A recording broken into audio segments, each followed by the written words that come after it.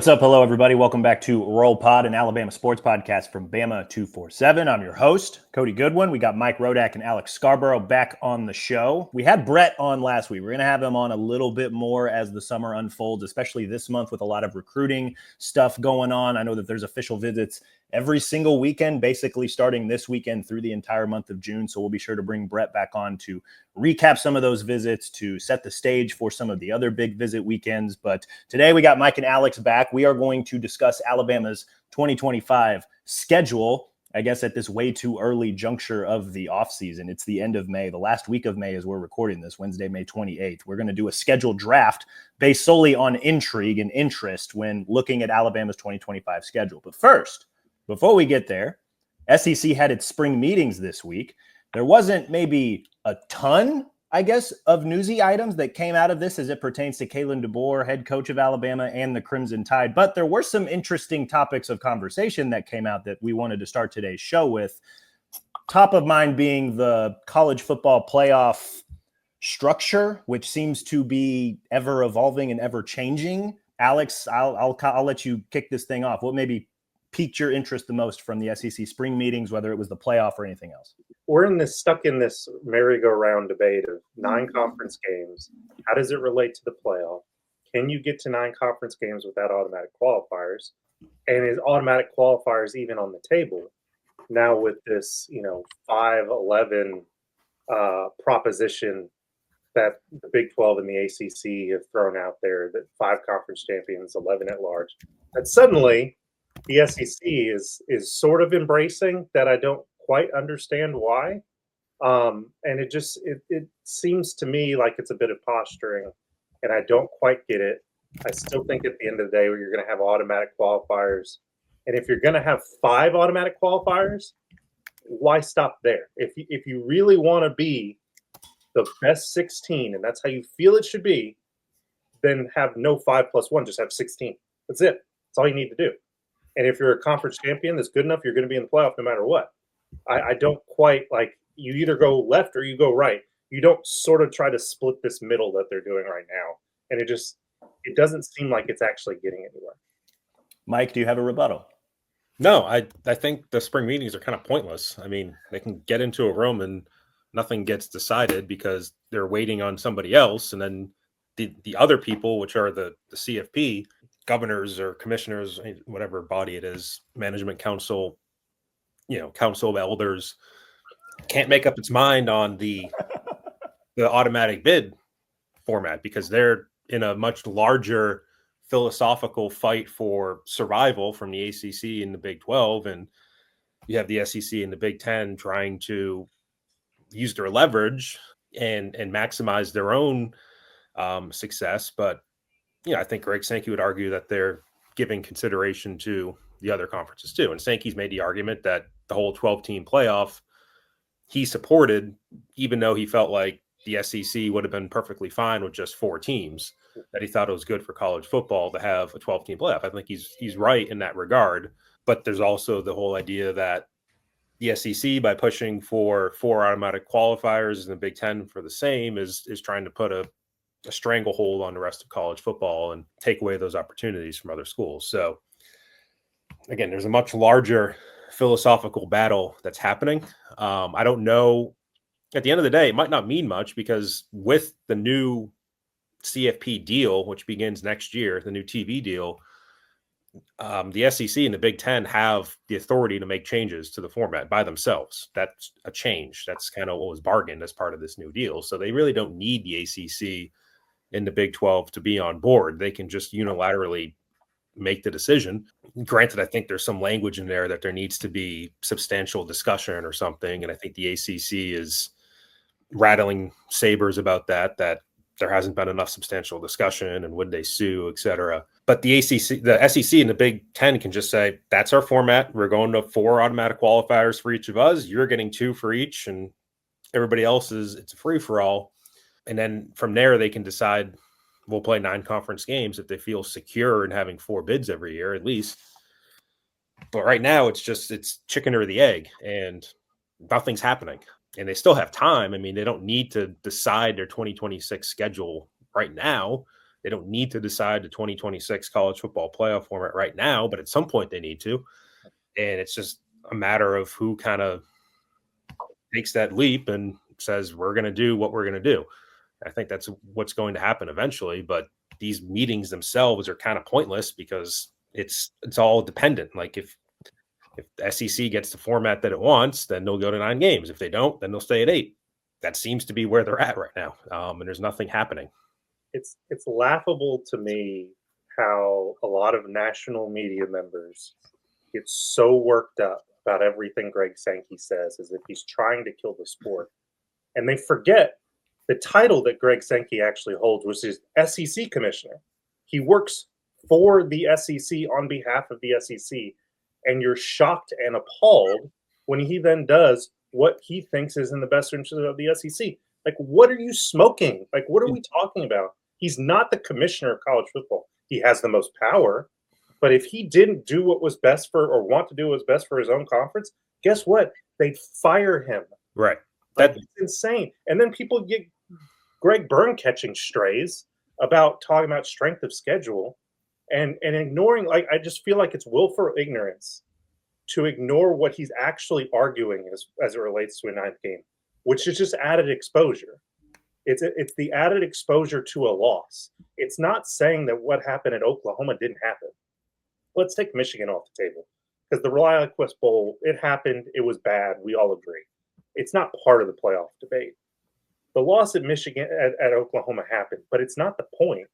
The point is they narrowly missed out on the playoff, and then you're asking them to take on the risk of an extra 9th conference game, and you're confused as to why he would be concerned about that.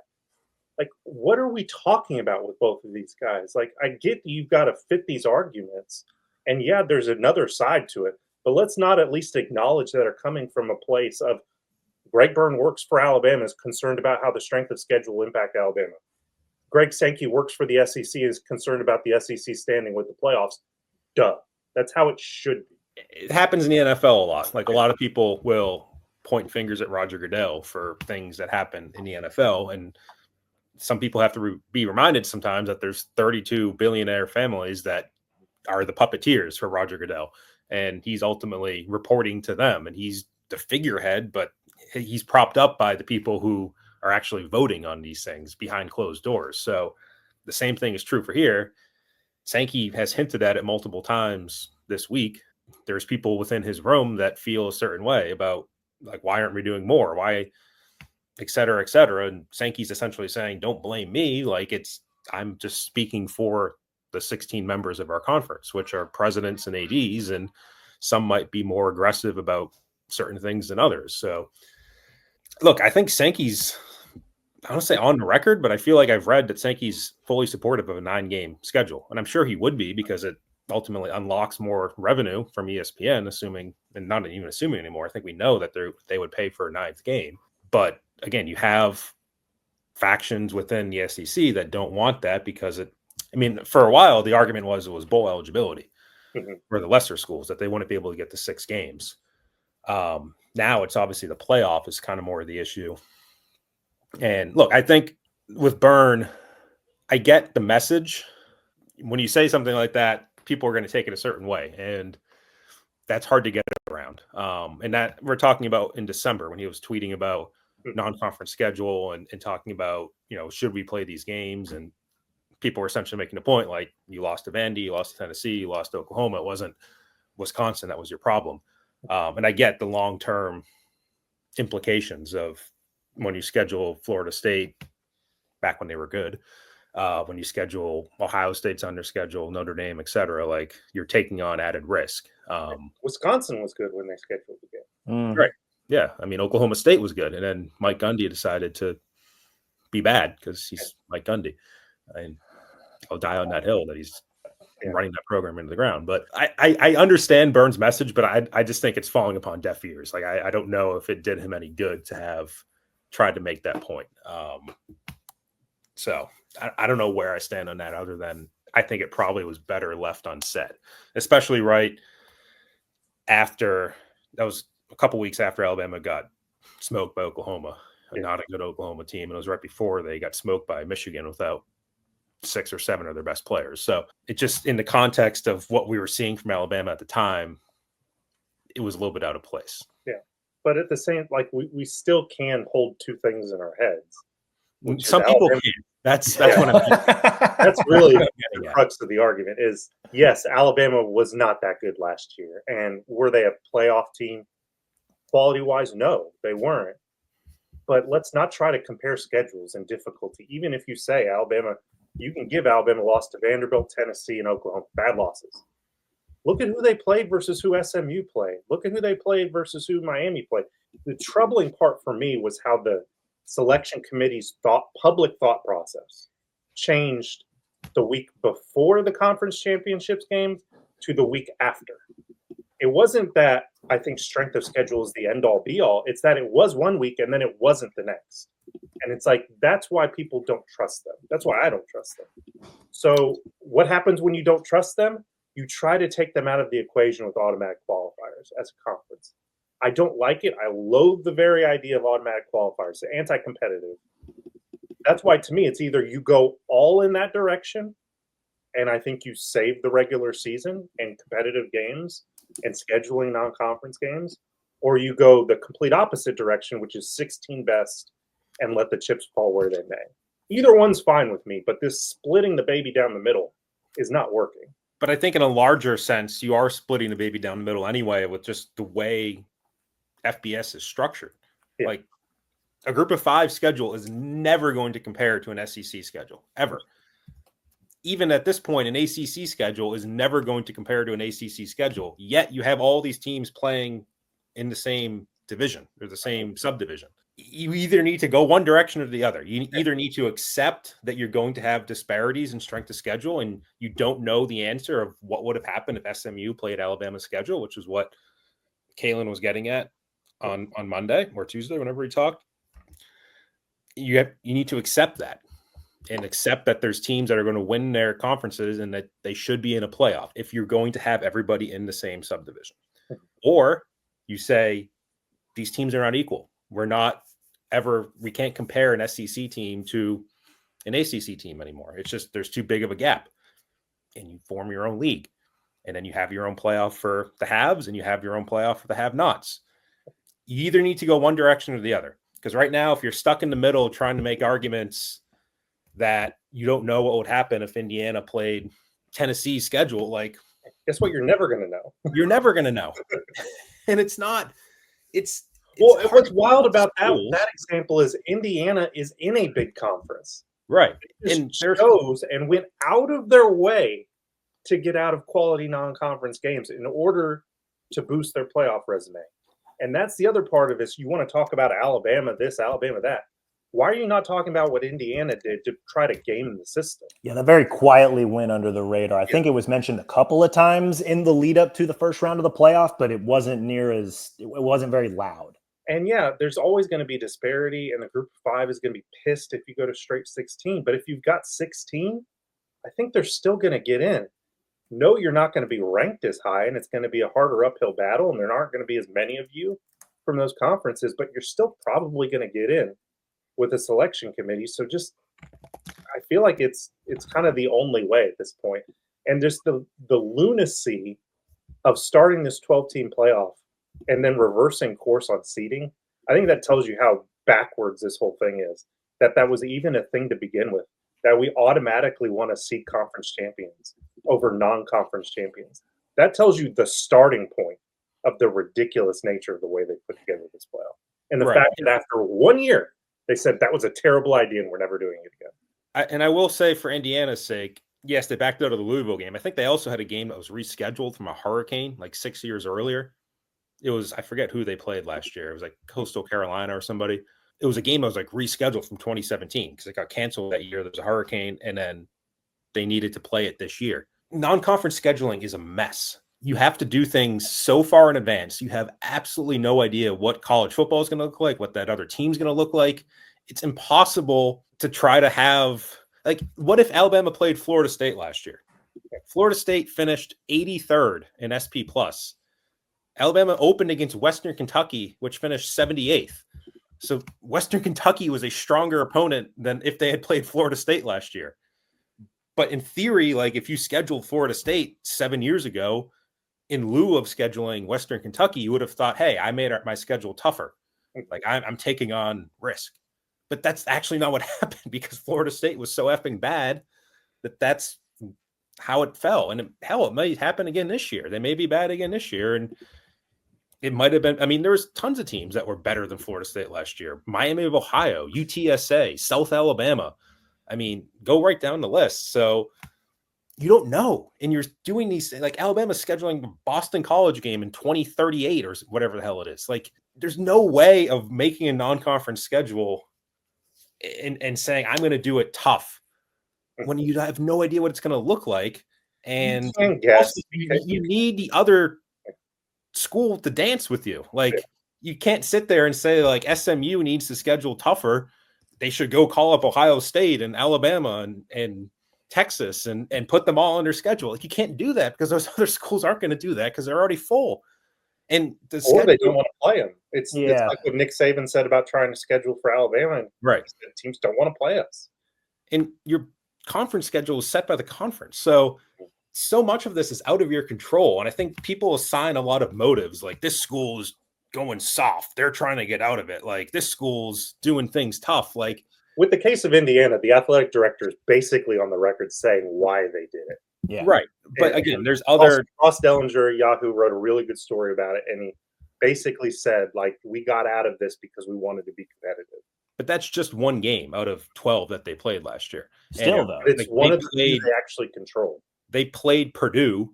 They happened to be one of the Big Ten teams that played Purdue, which was rampant ass last year. And just rampant ass or whatever you want to call it. What does that mean? They were just rampant? Like it's a herd of ass? Yeah. They were full of ass. It was quite a bad Purdue team. Google's AI says that is not a standard or recognized phrase with a specific definition. So we'll call that a Rodak special. We're going to teach AI about rampant ass. Imagine how much that dragged down their strength of schedule. And that was not their fault. They were assigned that game by the Big Ten, which has 18 teams. And you're not going to play everybody. You're not going to play half the conference. Or I guess you will, half the conference in the Big Ten. So how much trouble would I get in if I put rampant ass as the title of this podcast? I don't know. Did anybody notice? Not a four-letter word. I don't know. There's some interesting Google results. Yeah, there were a couple links there that I, not safe for work. So I decided to. I'll let you guys SEO.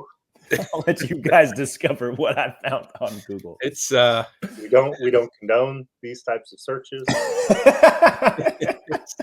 Our opinions are fairly our own. But like you can't control that. And so it comes back to the discussion of you need to go one direction or the other. You either need to accept that there's going to be inequality in scheduling and inequality between conferences and just live with it. Like I think basketball has done pretty well. You understand that. Think of a team that's made a Cinderella run. St. Peter's is not going to play the same schedule as whatever SEC team that they beat. Not beat. You live with it to an extent because I remember Buzz Williamson going nuts at A&M for not getting in a couple years ago. Right. And printing out like sheets of paper. This was our resume. Why didn't we get in?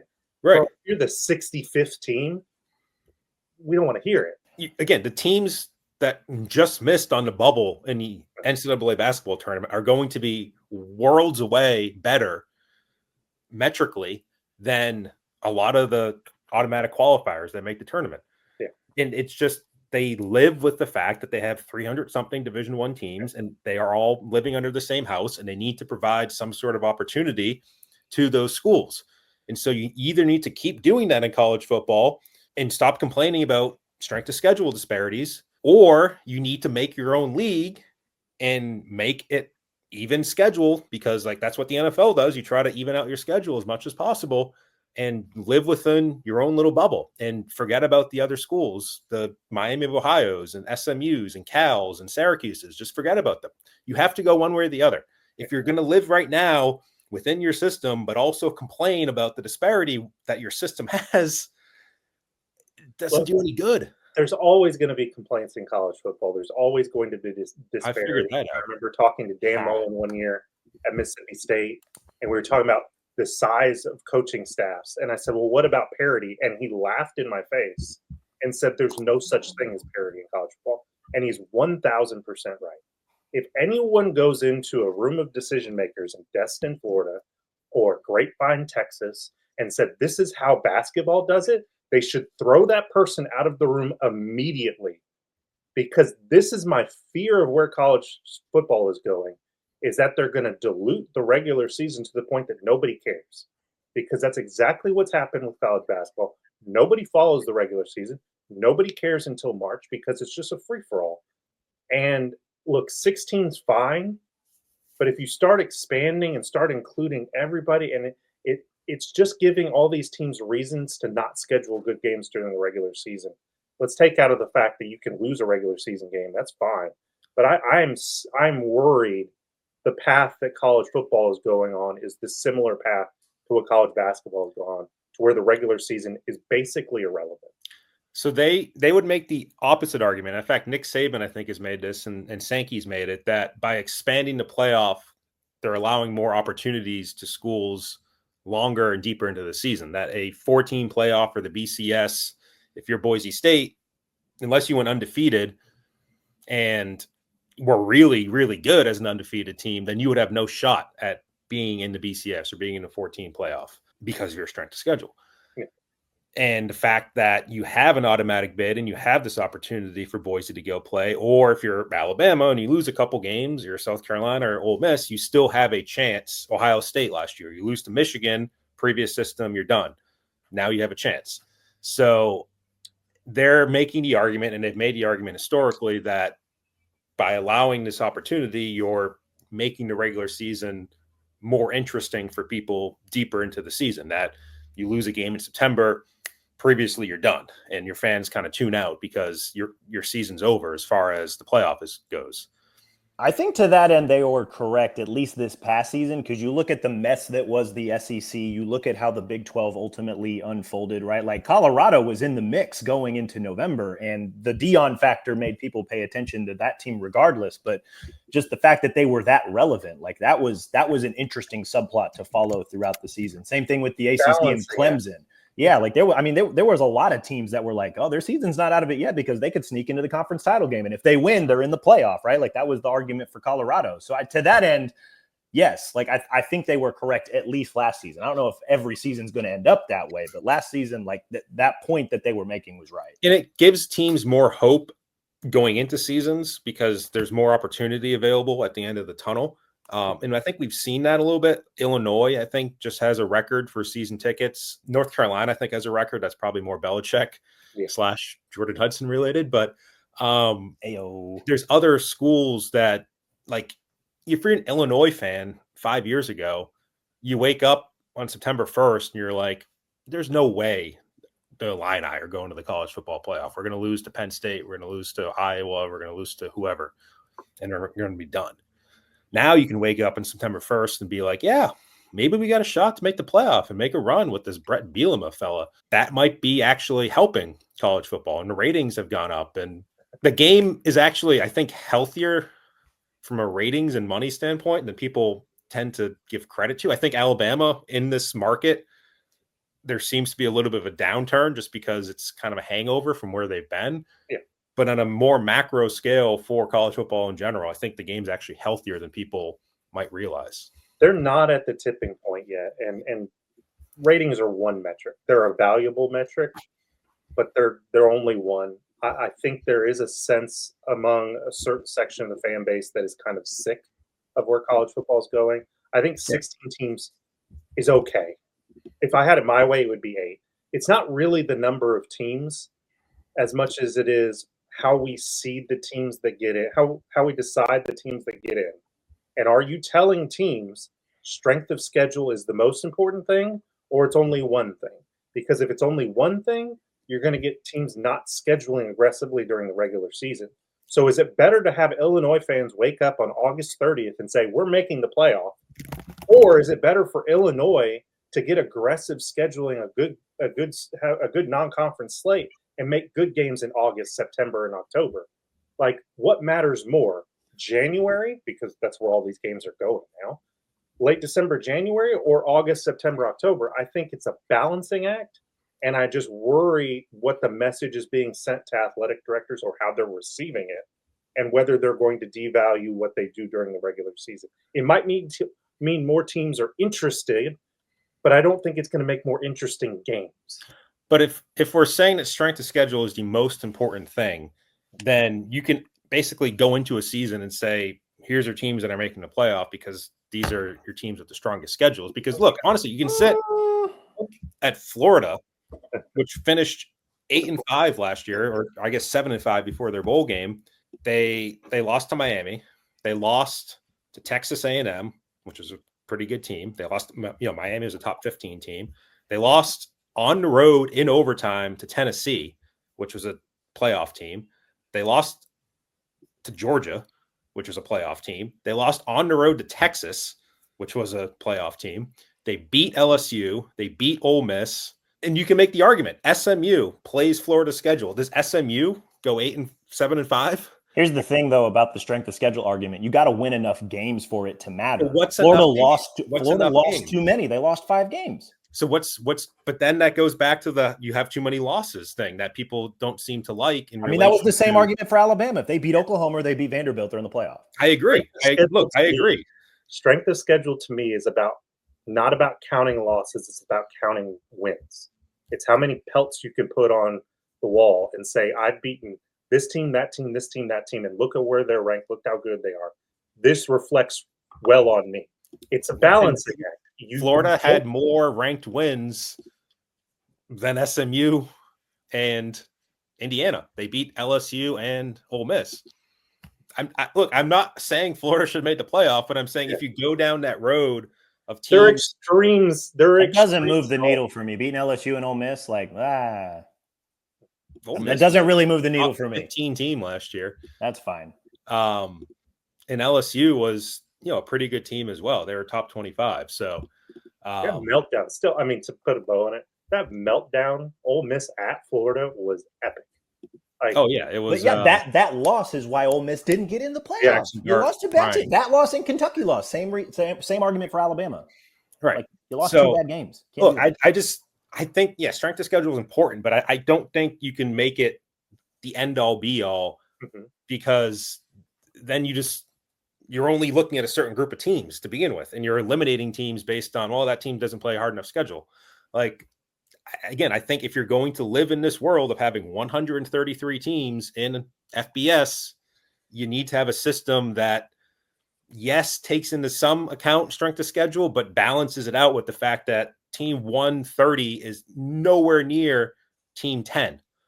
To that end, are you in favor of automatic qualifiers? Yeah, to some extent. I don't know if 4 + 4 + 2 + 2 + 1 is the solution. Yeah. Maybe 5 + 11 is a reasonable solution. There has to be some sort of balance if you're going to maintain FBS as we know it. Or you say, screw it, you get rid of the teams that you think suck because they don't play a hard schedule, and you go and you form your own league and you have a balanced schedule and we can stop complaining, and you have a playoff system like the NFL where who makes it at the end of the season. There's no committees, there's no campaigning, there's no politicking. You just know it. Every major sport has it. The NBA, you have a playing thing. MLB, every major sport, you just know who makes the playoffs based on the standings. This is the only sport where it's like there's a freaking congressional hearing on who needs to make the playoff. It's so silly. If you want to fix that, then just go form your own league and have it be determined at the end of the schedule that's balanced and equal and even, that those are the teams that are going to make it. You have to go one direction or the other. And that's what college football is continuing to be stuck in. And that's, to me, the macro problem that they're ignoring or not addressing with enough urgency. You need to figure out a system in a bigger scale that's going to be more sustainable long term, and I think brings you to a more of an equilibrium. You know who was right? Kirby Smart was right. That as much as this is important, I think the biggest thing that can be done for college football right now is addressing the transfer portal.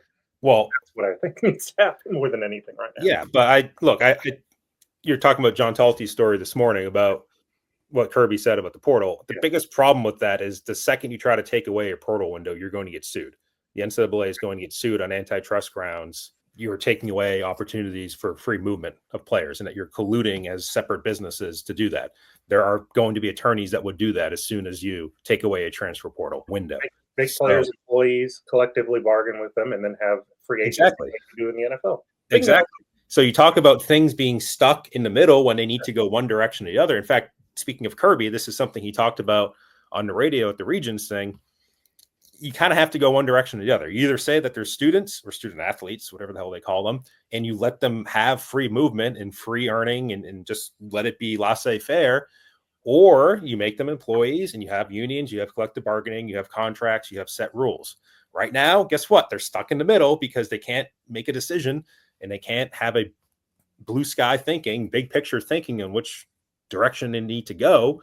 And you have problems like this, like you're stuck in the middle. You have all these antitrust violations that have been sued left and right. This is why we are where we are, because judges have said that college football is in violation of the Sherman Act, which is antitrust law. So the same thing would happen. You try to take away the spring transfer portal window. Guess what? You're getting sued.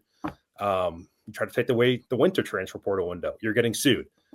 What Alex just said, the solution to that is you collectively bargain that there's going to be a transfer portal window from this date to this date. And the union says, yes, we agree with you. And then all of a sudden, guess what? You're not in violation of the law because it's an agreement between management and labor. That's where they need to get. That's what Danny White just said at Tennessee ADs. Like the only solution to this is collective bargaining. There's a lot of problems with college football, as this discussion has kind of outlined. And it's not going to be the last time we have a discussion like this on this show, on, Bama 247 boards, just in general, as we're talking between us and our colleagues. Like college football is a little fucked up right now, it is what it is. It's part of the character of the sport. Rampant ass. There you go. That's going to be the title of this podcast. I'm pretty sure. Rampant ass. Thanks for that, Mike. Speaking of scheduling, do you guys want to talk Alabama's 2025 schedule? Since that was the initial plan for today's show before we went on a 30-minute rant about college football's problems, which we tend to do every now and again. What we're going to do today is we're going to do a schedule draft. We're going to take Alabama's 12 games that are on the 2025 schedule, and we are going to draft them based on intrigue and interest and just things that we think are kind of fun or unique or whatever the case may be about those specific games. We did this last offseason. I believe it was just Alex and I. We were going back and forth about the draft. We went so far as to make the Mercer game interesting. We're going to see if maybe we can do the same thing with the Eastern Illinois game at some point whenever that game gets drafted. So that's kind of the parameters here. The only thing I still need to figure out is who goes first and who goes second. So Mike, give me heads or tails between you and Alex on who goes first. Heads. It's tails. Alex will go first. So now, Mike, heads or tails again between you and me? Heads. It's tails again. You're going last. So we're just going to do a straight draft. Of course. We're just going to do a straight draft. Alex, me, then Mike, to pick Alabama's games, again, based on interest and intrigue and just things that we find fun or unique about the schedule. Here is the schedule before we get rolling.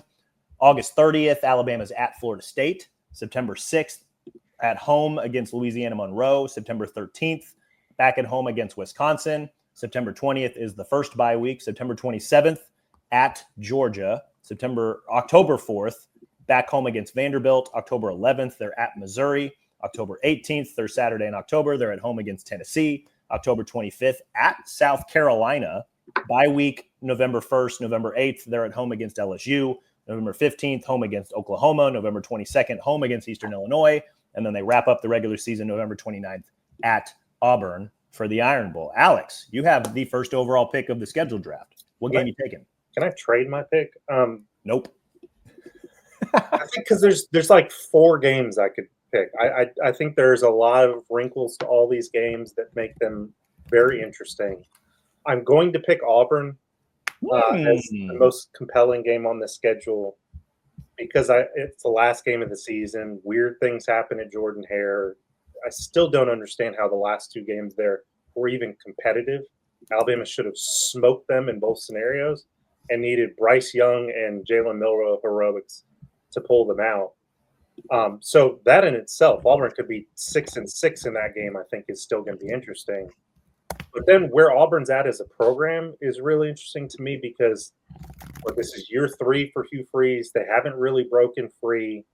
And now they've basically pushed all their chips in the middle with the transfer portal. They go get Jackson Arnold, which I think in and itself is a compelling sort of move because you get a guy who beat Alabama at Oklahoma a year ago, but was not a very good quarterback by and large. So you're banking on his athleticism and sort of rediscovering what made him a blue chip prospect. You add an interesting offensive lineman from Virginia Tech. Much better receivers than he had at Oklahoma. And their receiver core was already good with Perry Thompson and Cam Coleman. And then they went out and got Eric Singleton from Georgia Tech, Horatio Fields from Wake Forest. They're stacked at that position. I don't know that their defense is necessarily stacked with stars, but they're always pretty good. So I think there's just a lot of stuff swirling around that game. I think there's going to be playoff implications for one or two teams, depending on what that is. Kalen DeBoer's first trip to Jordan-Hare Stadium, how does he handle that? It just sort of stacks up to me as the most compelling game on the schedule, although I could sort of make that argument about like 4 different games. No, I think that's fair. And the idea of maybe playoff implications, my thought, potentially SEC implications, depending on how the rest of the schedule unfolds. I mean, there's a lot of interesting games on the schedule that we'll get through before they ultimately get to the Iron Bowl at the end of November. But there's a possibility here that the winner could be going to Atlanta for the SEC championship game, or the loser, doesn't, right? Like, and I guess I'd have to look at Auburn's schedule to see how that would ultimately stack up. But like, there's a path for Alabama to arrive at Auburn 10-1 with like, what would that be? A 6-1 SEC schedule. And, depending on what happens with Georgia and Texas, like there could be a potential path to Atlanta there. Maybe the same thing for Auburn if Alex is going to maybe group them on that kind of that outside playoff contenders at this juncture of the offseason. So there could be a lot riding on the Iron Bowl this year at Jordan-Hare. Well, and even if you say both teams go sideways, then there's like coaching hot seat implications. And I think Hugh Freeze is in more trouble than Kalen DeBoer if things go sideways, but the heat would very much be on Kalen DeBoer if they did not perform well in that game. So I think there's kind of either way you sort of look at it, I think it could be a compelling game and have long-term implications. Number 2 overall pick. I'm taking the opener. I'm going at Florida State. You took my choice. Absolutely, I did. You knew I was going to pick. I did. Well, for a lot of the same reasons. Like, I know that you've been talking about this for a handful of shows now. Just the game at Florida State, August 30th. This is the tone setter for year 2 under Kalen DeBoer. What does this Alabama team look like? You're going to have a new quarterback. You're going to replace a few different pretty key positions here and there, right? What does the offensive line look like? How does the offense operate with a new quarterback, with some new pieces? You're going to have some transfer guys in there. Like, what does this Alabama team look like? And then on top of that, what does this Florida State team look like, right? Like, I don't...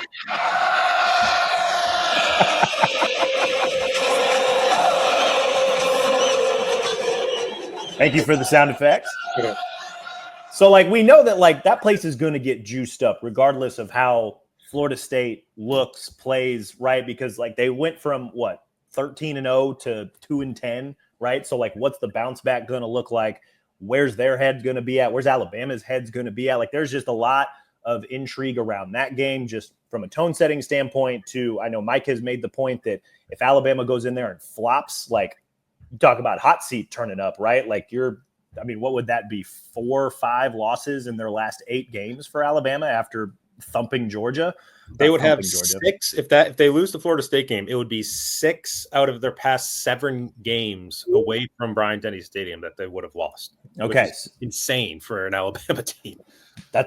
So in addition to just the fact that it could be the tone setter for the 2025 season, there's that implication if they're not able to go down there and take care of business. And so just the combination of what does Alabama look like? What does Florida State look like? What does the result mean for the rest of the season? How it could potentially impact or set the tone for the rest of the season? There's a lot to really like and be interested in that game. Right. There's a lot. There's a lot going on in that game. You have Thomas Castellanos that is coming down from Boston College. You have Gus Malzahn as the OC versus Florida Kane State. Womack. former player of his. I had forgotten about that, but you have a new defensive coordinator for the Seminoles, I believe, as well. I forget who it is. Yeah, they cleared house on the coach. Right. And look, I mean, there's always, you don't know what to expect in an opener, especially when you have new coordinators. It's wide open, and Gus Malzahn is known to throw some stuff out there. That would scare me a little bit if I was Alabama. And look, Kane talked about it too. Castellanos can run the ball, and Alabama had mixed success against mobile quarterbacks. Mixed? No, it was pretty consistently bad. Yeah, they got their tails kicked. I mean, Sellers actually did not run all that much against Alabama. Yeah, statistically, he should have. Even Pavia did not run all that well either. It was his arm. It was the fourth down conversion. It was him throwing the ball. It was actually worse for Alabama. Yeah. It was a lot of the misdirection stuff that kind of set up his athleticism and running ability made the passing lanes right. I mean, it was all out of the option, but their biggest problem running the ball from a quarterback standpoint is Jackson Arnold in Oklahoma last year. So you bring in Castellanos, who ran for 1,000 yards 2 years ago at BC before he quit on his team. Well, that was last year. I'm talking about 2 years ago, before Bill O'Brien got there. There's a lot of interesting things about that game, and especially Alabama's quarterback situation. You have a new starting quarterback going into that environment is the biggest thing. I think they'll win, but the last time I watched this team at Michigan, they weren't that good. The last time I watched this team on the road at Oklahoma, they weren't that good. The last time I watched this team on the road at Tennessee, they weren't that good. The last time I watched this team on the road at Vanderbilt, they weren't that good. So it's like, you got to show me something different. I mean, Wisconsin, you have to go back to for the last time that they were convincing on the road. And I'm not just going to chalk all that up to Jalen Milroe. Everybody just conveniently wants to put Jalen Milroe in a bag and throw him out with the trash and be like, oh, we're good now. I don't know if that's true. And even defensively, you have Deontay Lawson coming back from injury. You have Keon Sabb coming back from injury. You have Damani Jackson, who missed the spring, coming back from injury. There's a lot of things that you just need to see, and you need to see where things are at. I don't know. The running game wasn't that good last year. How does the running game look? There's a lot of things that you just don't know. And Florida State looked like rampant ass last year, but that doesn't mean, you don't know. There are two questions I have about Florida State. Is Gus Malzahn still a good play caller? He hasn't been on the cutting edge for 10 years. Didn't really succeed at UCF. I'm not sure how much longer he would have had there if he hadn't left. And is Tommy Castellanos a good quarterback? He's thrown 19 career picks in basically 2 seasons starting. He's 5'9". It's tough for those guys. I don't think he's Johnny Manziel. I don't think he's Diego Pavia. I don't think he's definitely not Bryce Young. So I think there's so many what ifs that I do think it's a compelling game, but I think it's a compelling game more from Alabama's perspective than it is from Florida State. Florida State might end up a much better team than it was a year ago. Granted, 2 wins is not a high bar to clear, but I think if they're going to get good, it's going to take a little while for them to get there.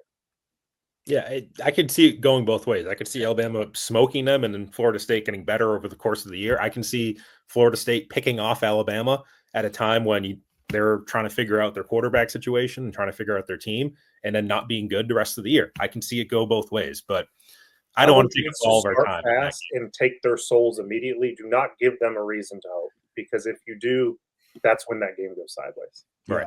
Hammer to nail as quickly as you can. Yeah. Mike, 3rd overall pick. What you got?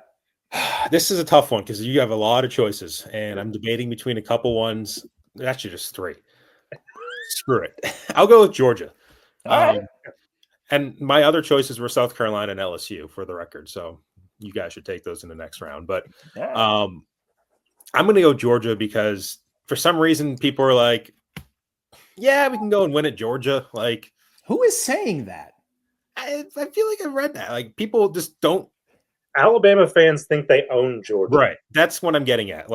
It's like Georgia hasn't beaten Alabama other than the national championship game, is kind of the whole mentality. And it doesn't matter who is coaching Alabama, who is playing for Alabama. That seems to be the way people think. And the last time they went there was 10 years ago. It's been a long time.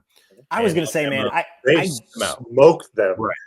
I get it, but that Georgia team, when they play at home, that's a different ball club. Man. Right. And look, Georgia Tech almost did it last year. It took 8 overtimes, whatever the hell it was. But yes, there's questions about Georgia. Their roster is not as good as it was a couple years ago. Questions at quarterback, like Alabama. I think fewer questions. Gunnar Stockton's probably the guy, right?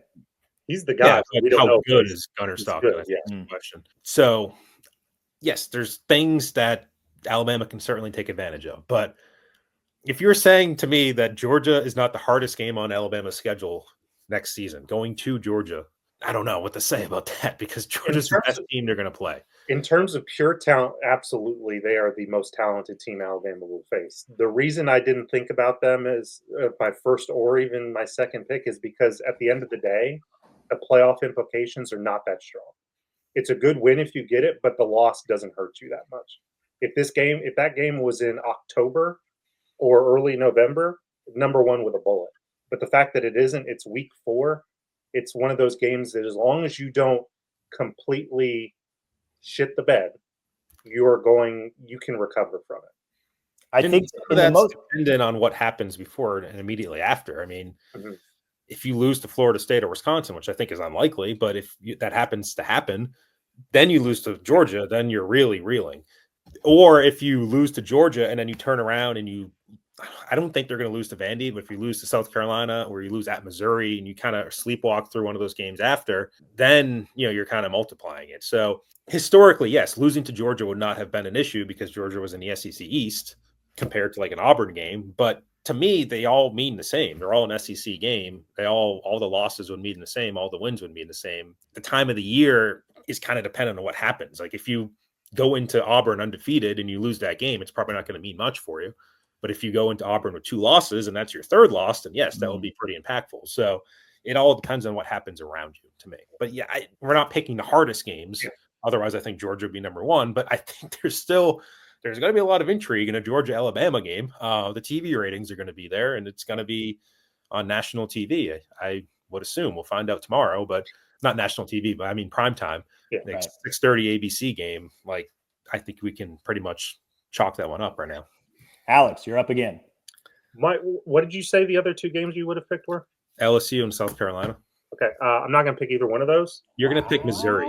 Nope. Nobody's picked Oklahoma, right? Not yet. Oklahoma. You already lost to them once, and they were terrible.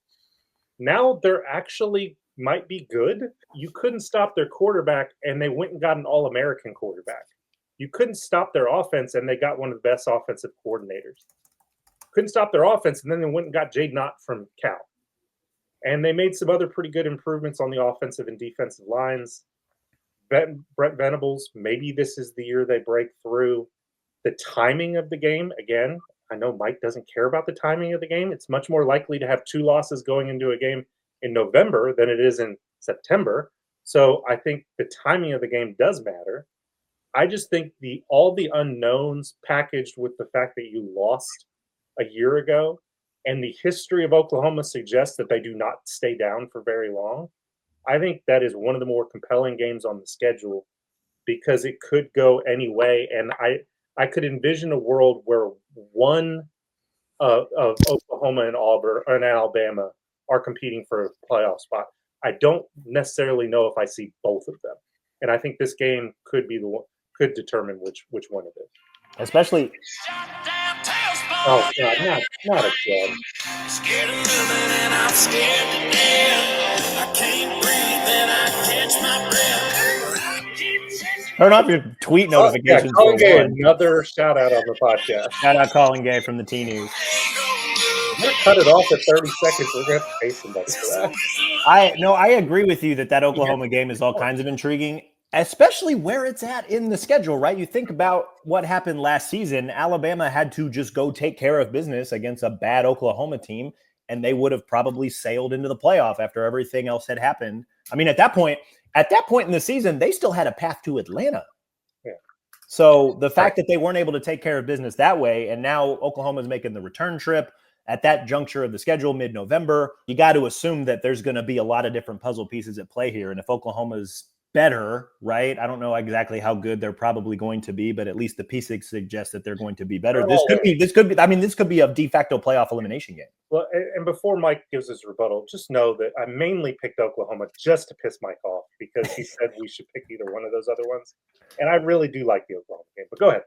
Just going to say, what makes it less intriguing for me is where it is, not where it falls on the schedule, but where it is. Yeah. It's a home game. Yeah. And I think that is a big difference for Alabama compared to last year. It just, look, I'll call it. I walked into the stadium with you guys last year and I said, this is where Alabama's season ends. And I was right. Which one was a better prediction? You calling it or me calling it 3 months before? You called it like 3 months. Look, I'll give you credit. You had it going into the season. Get that You one. said that was your trap game. I'm wrong a lot of the time. I need to be right. But let's also remember, like, Alabama had some really good vibes going into that game because they had just beaten LSU's ass. They had shut out Missouri. Like, people were feeling good again. And I just felt it in the air that night in Oklahoma. I said, this is where it's going to end. And it just, once things started to snowball, you could just feel it in the stadium. Like, they were in a bad spot.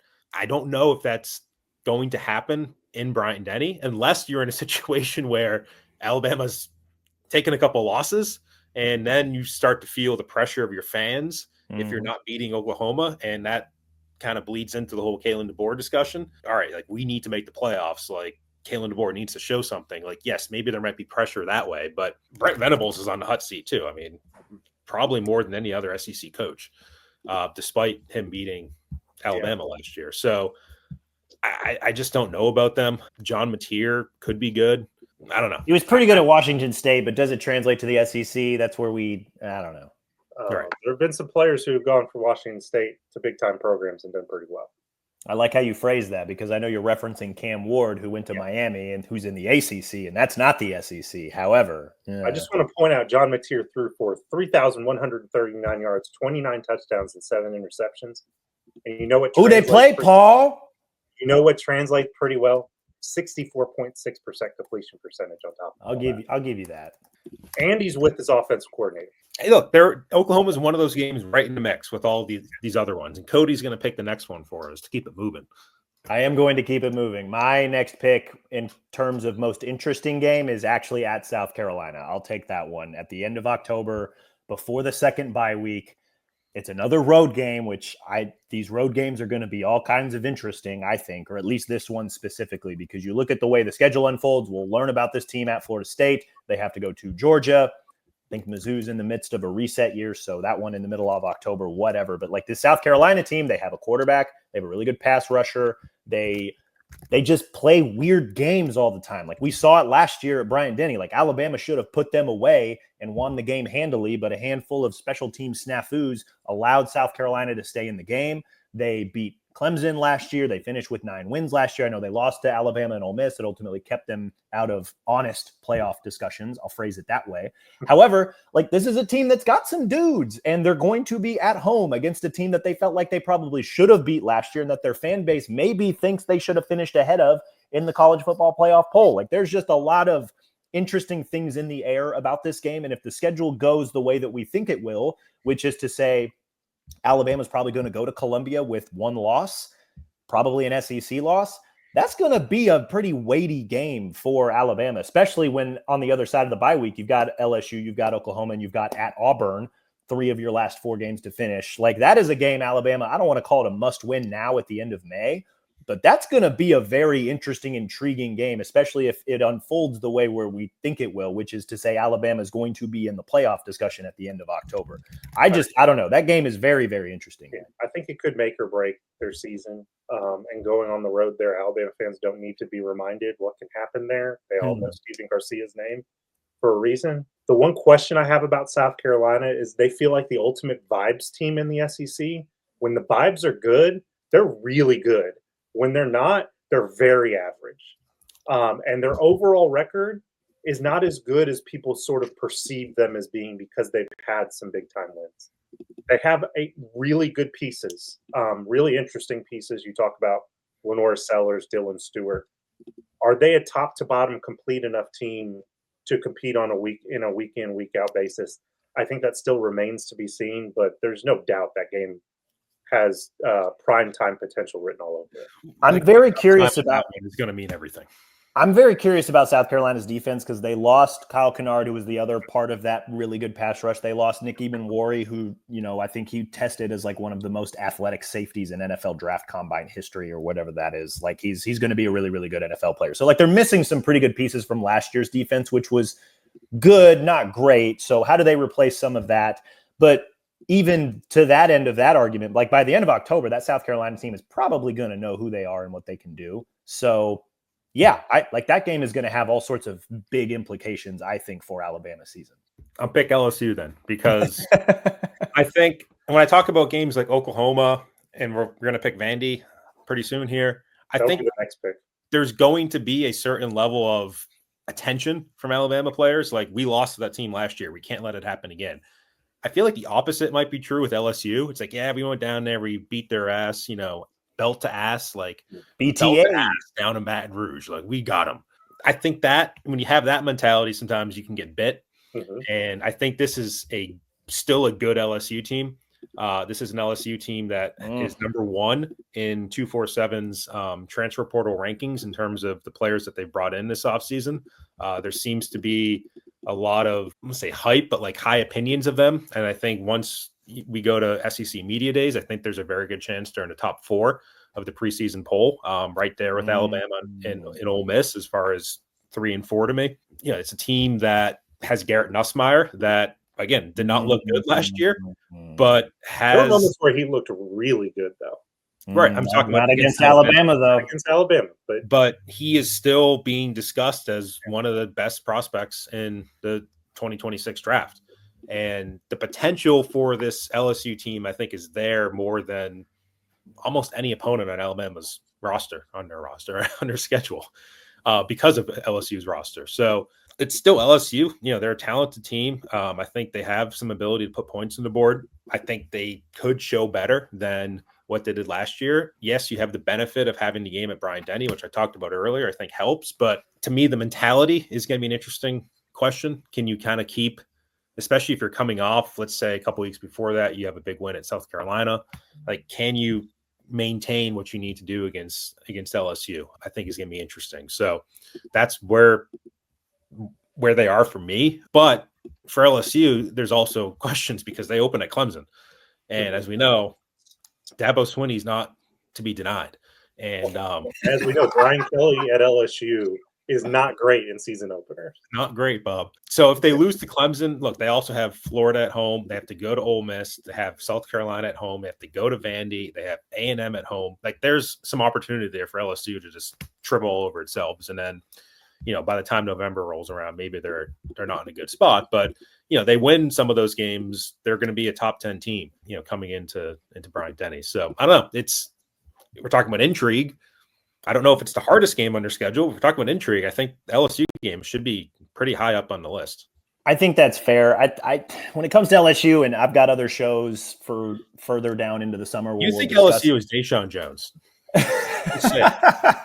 We'll discuss them in a little bit more in depth, specifically Garrett Nussmeier and also LSU just as a team. But I don't know, man. Like, it's super simplistic to be like, I don't trust Garrett Nussmeier, therefore I don't trust LSU. But that's just kind of where I'm at the end of May right now. Like, I don't see it. I don't understand it. He's getting a lot of preseason hype, offseason hype, whatever the heck we want to call it. And I just don't get it. I don't understand it.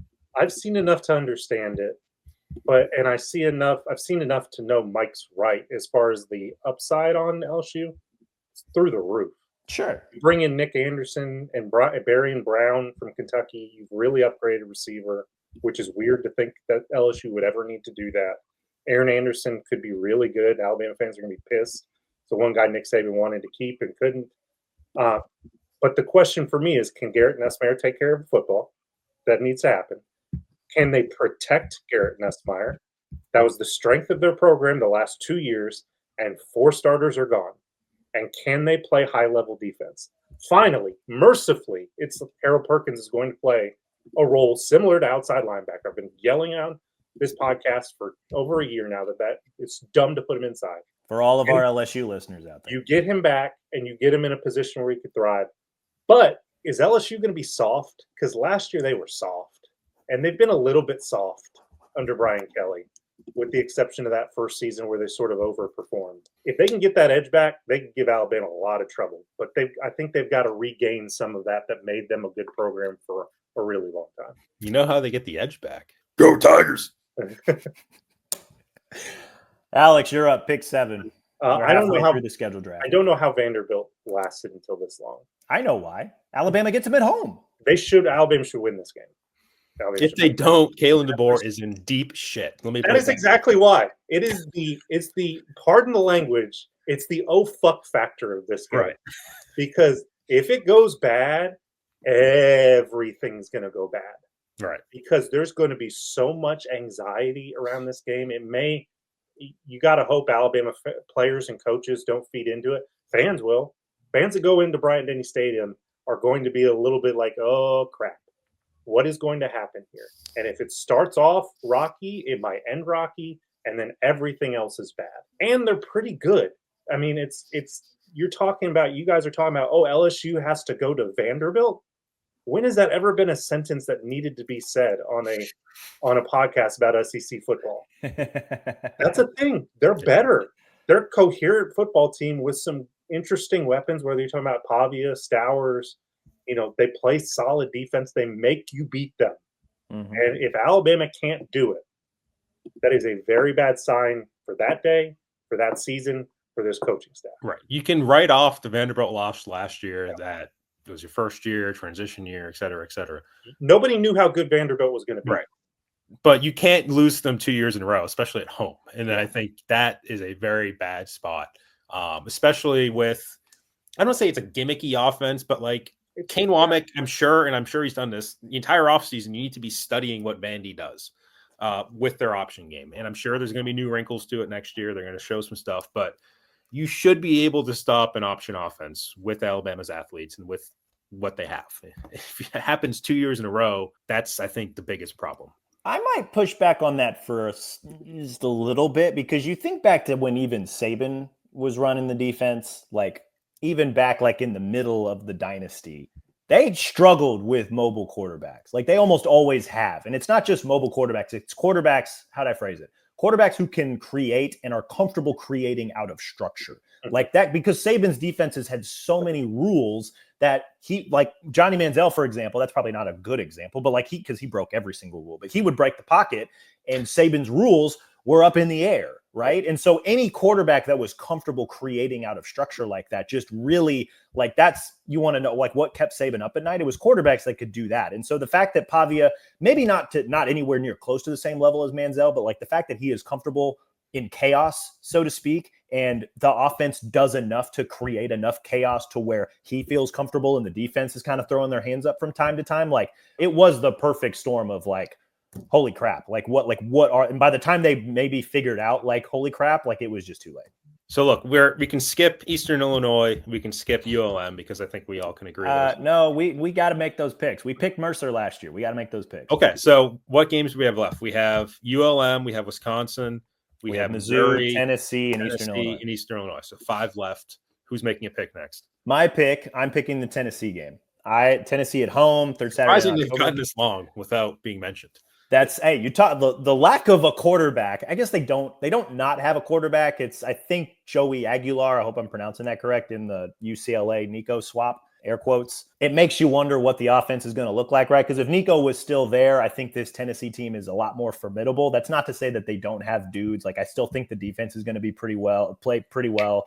They've got enough weapons on offense that Josh Heupel is going to figure out some things to do. Also, it's the third Saturday in October game. The fans are going to get juiced for that, and it should be a stretch of the season. I mean, you look at after that first bye at Georgia, Vandy at home, at Mizzou, Tennessee at home, at South Carolina. Like it's a pretty crucial stretch of the season for Alabama, I would argue. There's the get back component after Alabama lost at Tennessee last season.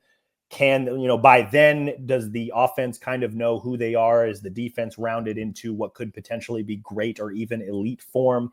There's a lot of interest, I think, in that Tennessee game. Obviously not as much as some other games, but there's a reason it fell to the third round of this draft, I suppose. But I think it's a game Alabama probably should win, just all things considered, what Tennessee has, what Alabama has. But it's still, it's the third Saturday in October. There's always going to be a little bit of interest in that game. Nico's camp was wrong about a lot of things. They were right about one thing. They did not do enough in the transfer portal to upgrade their offense around the quarterback position. Their receivers were mediocre last year at best. And you lost Squirrel White, who is one of your more explosive receivers. They went and kicked the tires on like 50 different receivers on the portal. They came away with Amari Jefferson. Alabama fans know who he is, but he didn't really do much for Alabama. Then you lose Dylan Thompson on top of that. Dylan Thompson? Samson. Yeah. The best running back in the SEC, in my opinion. Workhorse, he unlocks everything. If you're going to spread your receivers out like that, you need somebody who can run between the tackles and hurt you. He does exactly that.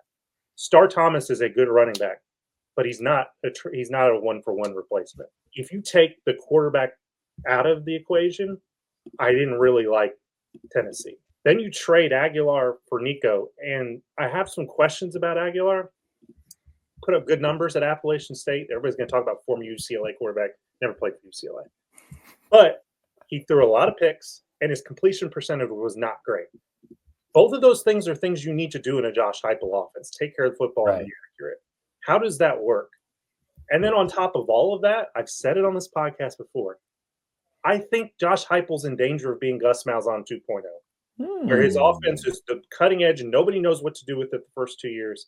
And then it's figured out and it's average. So there are all these things that, yes, Tennessee could be good, wouldn't surprise me one bit. But I don't think they're trending in the right direction by any means, especially on offense. They're good on defense, but on offense, they're shaky. I think the one pushback I would have on that is I think it's the 2026 class. They have a really, really good quarterback who's committed right now, so help is on the way. Yeah. Right. I'll go back to what Cody said. You said you don't know what their offense is going to look like without Nico. I actually do know what their offense is going to look like, and that speaks to what Alex was saying is their offense is very predictable. You kind of know they're going to line up with the wide splits. They're going to go fast. Like it's all very known right now. And I don't know if it matters as much about the quarterback. I think what matters more is that you lost Dylan Sampson, probably your best offensive player. And then defensively was a big, big strength of yours last year. And you've lost some dudes up front, James Pierce and some others. I think your defense can still keep you in it. I think your offense, I agree, is just getting a little bit stale. Even Nick Saban last year talking about how it makes all of these things difficult. Like people have kind of figured it out. I don't know if that was really the issue for Alabama last year. I think Sampson stopping him was the issue. I think there was one deep ball that Nico hit over Jalen Mbakwe down the right sideline. That was the issue, but it was more Tennessee's defense. Yeah, I think my response to that is that the Heupel's offense is fine. It is enhanced when you have a good quarterback behind center, Hendon Hooker. I'm not sure they've got that. To get back to the game itself, like last year, and people have mentioned this, that stadium was as much orange. Of any road game I've covered for Alabama, that was the least Alabama fans I've ever seen in Knoxville last year. It was like 98% orange. There was just an environment there that's very tough. And I think especially at the beginning of the game when they didn't know whatever they were trying to do with the silent count or whatever it was, like they were just completely tripping over themselves. I don't know if you're going to have that problem at Bryant-Denny. Again, I think it speaks to you lost to Tennessee last year. Players are going to be a little bit more tuned in. Fans are going to be hyped up. Does that create more pressure? Sure. But I just don't feel like that's a game that I would rank high on. Like I'm worried about Alabama for the Tennessee game. Yeah, I'm not worried about it, but I am interested in it because it's the third Saturday in October and we'll see what happens. Mike, you're up. So I'm down to Mizzou or Wisconsin. I'm going to have to go with Mizzou. It's just a sleepy little road game in Columbia, Missouri. What could go wrong? Kind of like what we thought in Norman, Oklahoma last year. Whoa. It's all comparative. I think the more intriguing game is Missouri compared to Wisconsin. So that's where I'm at. I don't know about Missouri. They are actually pretty high in the transfer portal rankings. They're 7th in our rankings in terms of who they brought in. They brought in 22 players from the portal. And this is a Missouri team that 2 years ago people loved. Remember that? Like they played Georgia really tough. They beat some other people. Like that was a pretty popular pick going into media days last year, and then they kind of fell apart. They had obviously the quarterback injuries. They looked terrible against Alabama, but there's still enough there, I think, with Eli that you're kind of like, I don't know. Bringing in the Penn State quarterback is very interesting. Right. The Louisiana running back, Ahmad Hardy, is very good. I think that's what – I mean, was Noel, the running back last year, was good. but I think they were very much missing what they had 2 years ago from the Cody running back, Schrader. and maybe you recreate that. The question for me more so is who are they throwing the football to? Mhm. Because, yeah, you lose Luther Burden, everybody's going to go crazy over that. Losing Theo Weiss on top of that is enormous for them because he was their guy who, when defenses bracketed Luther, they just went to him and it worked out. I think they're going to be in a little bit of a rebuilding year, but there's enough new there, especially on defense, getting Damon Wilson and Josiah Trotter, Big 12 player, defensive player of the year not that long ago. There are some interesting pieces, but it feels like they're maybe a year away. I'll say this about Mizzou too. When things are expected of Missouri, they tend to not live up to it. When things are not expected of Missouri, that's usually when they have their fun, surprising seasons. Yeah. Right. It has the most trap game potential of any game on Alabama's schedule, to me. We are down to the final 3 games. Alex, who you got? Yeah, I got to take Wisconsin because it's Wisconsin and it's a Power 4 team. I don't know what to expect from them. I don't know why they hired Phil Longo in the first place, so I'm glad they changed it. It just did not fit with their culture. Getting Jeff Grimes does. Bringing Billy Edwards as a quarterback, and you kind of backstop him with Danny O'Neal. So you've got interesting pieces there, but you kind of lost a lot of players in the portal too. To me, the only reason this game is interesting is the oh shit factor at quarterback. And where is Ty in terms of taking the position? And if you stumble in this game and you lose and you've got Georgia next, that's a huge problem. Especially as it relates to one position and one position only, which is quarterback. So I think this could be a really big game for his development, and can he get his feet underneath him and beat a team handily that he's supposed to, and you feel good about going into Georgia and the real meat of the schedule. But if it doesn't happen, you have huge questions about what the offense is going to look like. I think that's fair. I've got nothing more to add to that. I know as we're sitting here trying to wrap up this show, my pick, number 11 overall, I'm taking the Eastern Illinois game, November 22nd. Over La Monroe? Yes. Because here's why. If the season unfolds the way that we think it does, I think Eastern Illinois is interesting in the same way we thought the Mercer game was interesting last year, which is to say this should be the game, keyword should, that we see a lot of Keelan Russell. And that is why I'm excited about the Eastern Illinois game, either whether the season is lost or whether they're in the thick of the playoff or SEC championship hunt.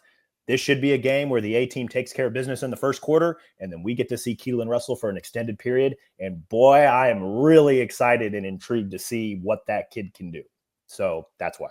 What if that same thing happens against Louisiana Monroe? I mean, perhaps. What if Ty plays pretty well in the first half, sits the bench, and then Keelan just lights it up in the second half against Louisiana Monroe? Man, you want that you want to make the Wisconsin game even more intriguing? Let that play out. Yeah, but it could happen against Louisiana Monroe too. It could happen against Florida State. Yeah.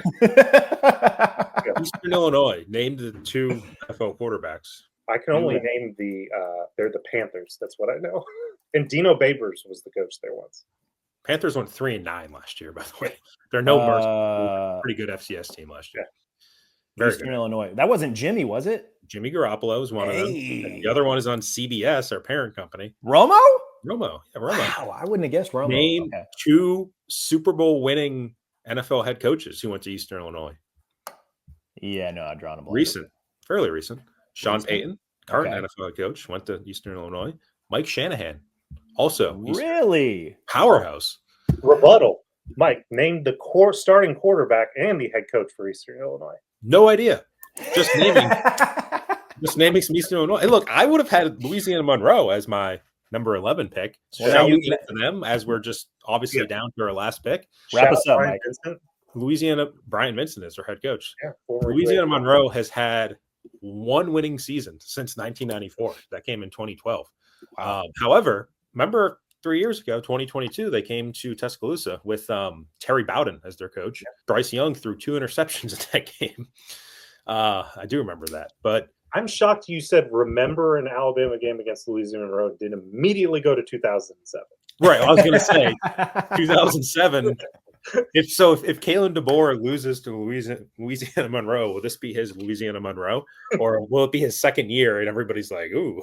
As long as he doesn't compare it to Pearl Harbor the next day, Is that what Saban did?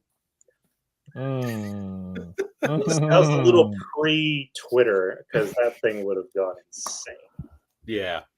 Yeah, that might have been a viral moment. Look, I don't know which one of those two games is tougher. I'm going to go with the Group of 5 team over the FCS team, but in terms of intrigue, if you're looking at who might play, yes, there's probably more opportunity in the FCS game.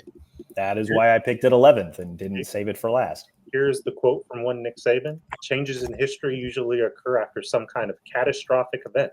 It may be 9/11, which sort of changed the spirit of America relative to catastrophic events.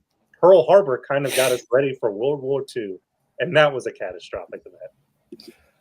Woo! All right. Not here to judge Nick Saban. Yeah, he doesn't know when there's a presidential election either. Thank you, Now Nick. he's potentially on a presidential commission that he doesn't want to be on. Thank you, Nick. We will. Okay, here's the results from our schedule draft, and then we'll get out of here. Alex picked at Auburn first. I went with at Florida State second. Mike went with at Georgia third. Alex circled back with Oklahoma at home, continuing to ride the Sooner bandwagon. I went with at South Carolina fifth. Mike went with LSU at home sixth. Alex went Vanderbilt at home seventh. I went with Tennessee at home eighth. Mike went at Mizzou ninth. Then Alex wrapped up with Wisconsin at home 10th. I went Eastern Illinois at 11th. And Mike wrapped up with UL Monroe at 12th. That was our scheduled draft, again, based on interest and intrigue, as we discussed in today's show. A little bit longer show today, but some really good discussion. So I hope you guys enjoyed the ride, those of you guys that stuck with us from beginning to end. That's all we've got on today's show. And this week, we will be back next week. We're going to bring Brett back on Tuesday to recap the big visit weekend. I said at the top of the show, been a long show. So if you forgot, Alabama's in the midst of what's going to be, I think, 5 consecutive weeks of official visits. So recruiting season for the Crimson Tide. We're going to see Brett quite a bit this month on the show to kind of recap and give us all the intel of how these official visits go throughout the month of June. So we'll be back with Brett next week. In the meantime, be sure to rate and review this show wherever you listen to your podcast, Apple, Stitcher, Spotify, even our Bama 247 YouTube page. Subscribe to Bama 247 and 24/7 Sports. You can get all of our great coverage of the Alabama Crimson Tide. That's football offseason, a little bit of basketball offseason, and some baseball postseason coming up this weekend as well. As always, we appreciate you guys for listening. We will talk to you all again soon.